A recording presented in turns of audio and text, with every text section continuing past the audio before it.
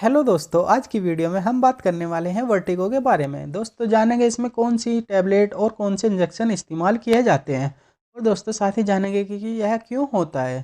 तो चलिए दोस्तों, आप वीडियो के एंड तक बने रहिए और अगर आपने हमारा चैनल सब्सक्राइब नहीं किया है तो कर लीजिएगा, जिससे कि आपको मेडिसिन से रिलेटेड हर एक दो दिन में एक वीडियो मिलती रहे, जिससे कि आपका एक टॉपिक क्लियर हो जाता है। तो दोस्तों सबसे पहले जान लेते हैं कि वर्टिगो क्या होता है। फ्रेंड्स, यह एक नर्वस सिस्टम का ही मुख्य सिम्टम होता है और पेशेंट को लेटते बैठते या फिर खड़े होने पर अपने बॉडी के आसपास की चीज़ें घूमती हुई दिखाई देती है और साथ ही खड़े होने पर पेशेंट की आंखों के सामने अंधेरा छा जाता है और कभी कभी तो पेशेंट अनकॉन्शियस भी हो जाता है, यानी कि बेहोश भी हो जाता है। और दोस्तों पेशेंट को बैठने चलने या फिर खड़े होने में किसी का सहारा लेना पड़ता है, तो उसी को वर्टिगो कहते हैं। तो चलिए दोस्तों, अब बात कर लेते हैं इसके कोजेज़ की, यानी कि किन कारण की वजह से वर्टिगो रहता है।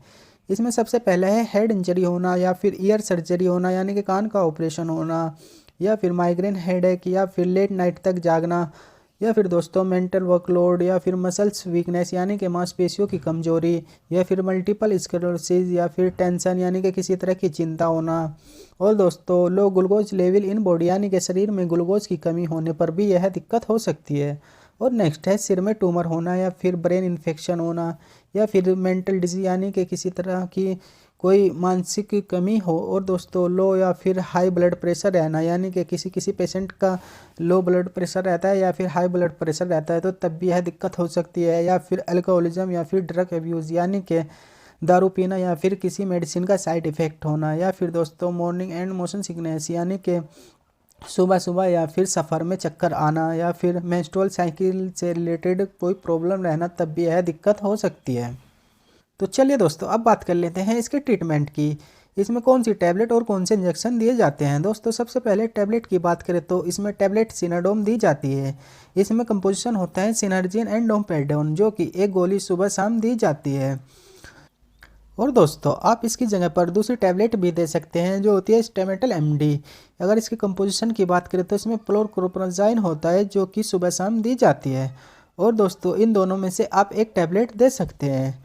और अगर फिर भी कंट्रोल ना हो तो तब हमें इंजेक्शन दिया जाना चाहिए। यह होता है स्टेमेटल 2 ml, जो कि मांसपेशियों में दिया जाता है। और दोस्तों एक कमजोरी के लिए इंजेक्शन दिया जाता है, यह होता है न्यूरोबियन, जो कि मांसपेशियों में लगाया जाता है और यह एक दिन छोड़कर लगाया जाता है। कम से कम 5 इंजेक्शन लगाए जाने चाहिए।